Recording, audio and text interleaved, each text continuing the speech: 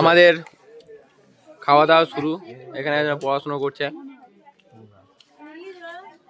আচ্ছা, মুভি দেখছি নাকি? এই যে অঙ্কিত বসে আমার পাশে, আমি সামনে, আমার পাশে এই এক নতুন বন্ধু আমার, দেখে নাও।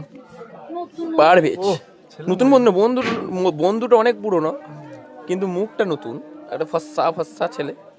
এই যে খাচ্ছে ভাস্বতী চন্দ্র। এগুলো ভ্লগে যাবে কিন্তু, অসুবিধা নাই তো?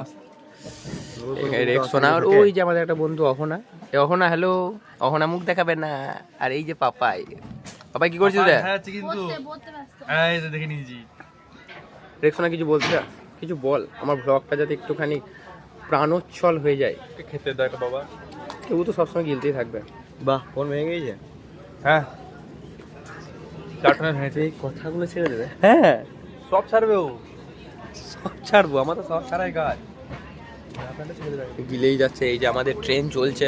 তাই ঝাঁপসা ট্রেন ছুটছে না? ট্রেন ঘুষ করা ছাড়লো, আমরা চললাম বর্ধমান পড়তে। বর্ধমান পড়তে চললাম। এই যে সবাই মিলে আমাদের সঙ্গে, এরা সবাই আছে। সবার আলাদাই। হ্যাঁ, এই যে বিশাল অহংকার। আমার ইউটিউব চ্যানেলটা দেখেছিস? না।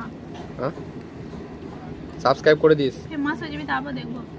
হ্যাঁ, সে তো জানি। তখন আমার বলতে আসবে, দীপ আমার বন্ধু ছিল, তখন আমি বললাম আমি চিনিই না তোকেই। আছে ব্লগের মেন কন্টেন্ট সামনে দেখিয়েই যাবো। কি যে খাচ্ছিস, লবান নাকি? হ্যাঁ, কি এটা? Chicken cheese Alfredo pasta. বাবা, এইসব নাম তো শুনি নাই কোনোদিন। কি অসুবিধা? কি অসুবিধা? লজ্জা লাগছে? বাপরে, লজ্জা পাচ্ছে। এইভাবে আমরা খেতে খেতে চলে যাব। আরো খাবার ওইখানে আছে। আরে একা একাই খেয়ে নিচ্ছিস রে? ও না, খুব লজ্জা ভাই। তুমি তো খুব খারাপ ব্লগ। এখানে একটা আছে খারাপ ব্লগার। কেন? এই তো বিনা পারমিশনে সবার নিচ্ছ, ফুটেজ নিয়ে নিচ্ছ। ওর মুখে হনুর ছবি লাগিয়ে দেবো। হনুর ছবি লাগিয়ে দিলি ফুটেজ না, এগুলো এমএমএস।